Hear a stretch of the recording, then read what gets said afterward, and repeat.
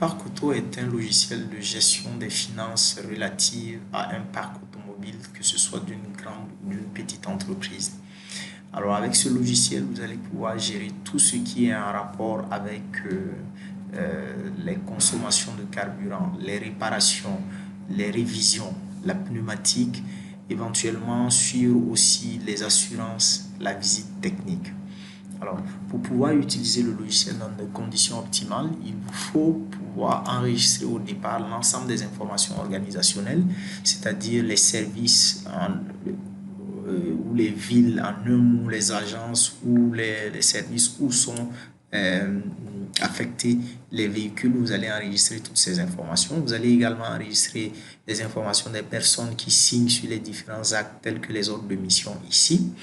Et après avoir enregistré cela, vous pouvez également créer vos utilisateurs et les administrer.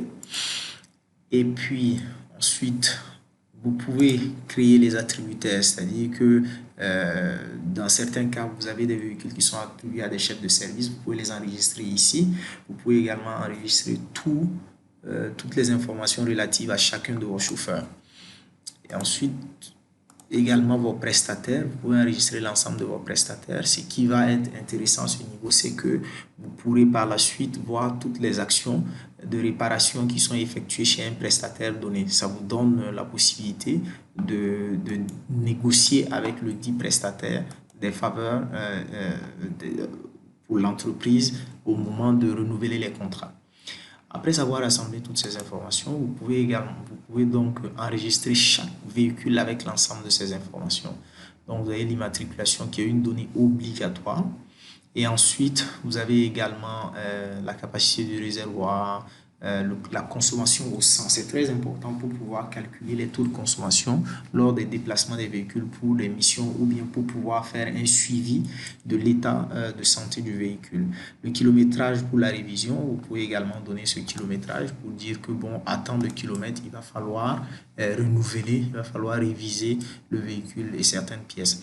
Le kilométrage de renouvellement pour la pneumatique également, vous l'avez ici. Vous pouvez avoir les autres informations. D'où à ce niveau, vous avez la possibilité d'affecter immédiatement le véhicule à une agence ou à une ville. Vous avez la possibilité ici de choisir le chauffeur ou l'attributaire du véhicule, la carte de carburant qui va être utilisée pour le véhicule.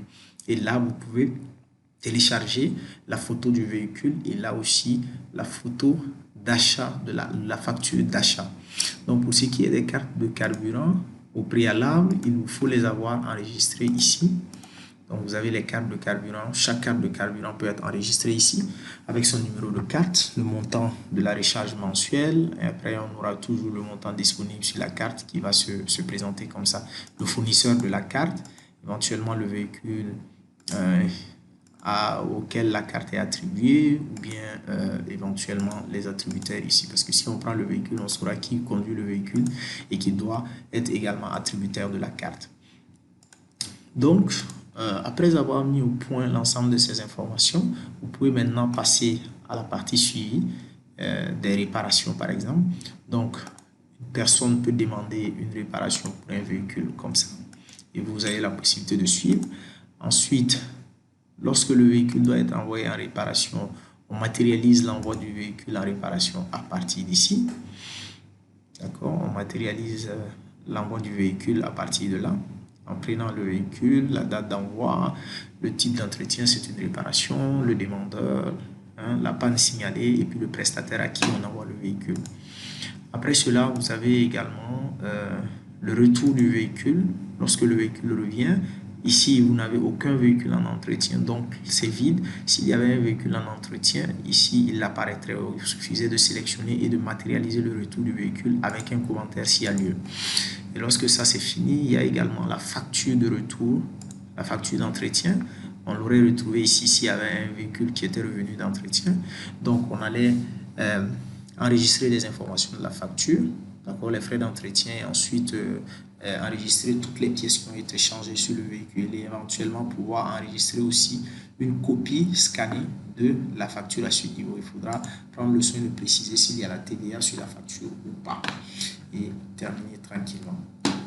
Alors, après l'ensemble de ces informations de suivi, par exemple, vous avez donc la possibilité ici d'avoir un état des réparations sur les véhicules. Par exemple, si je prends sur cette période, je peux sortir un état pour l'ensemble des véhicules qui va être un état avec des ruptures, un état au niveau duquel on aura chaque véhicule, pour chaque véhicule, on aura l'ensemble des informations relatives aux réparations qui ont eu lieu et avec une rupture qui permet de voir pour les autres véhicules.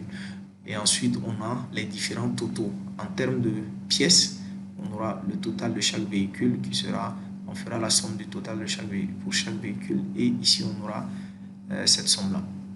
Ce montant total pour le parc et également pour les frais d'entretien, même chose. Ensuite, on fait la sommation des deux pour savoir combien le parc nous a coûté de façon globale.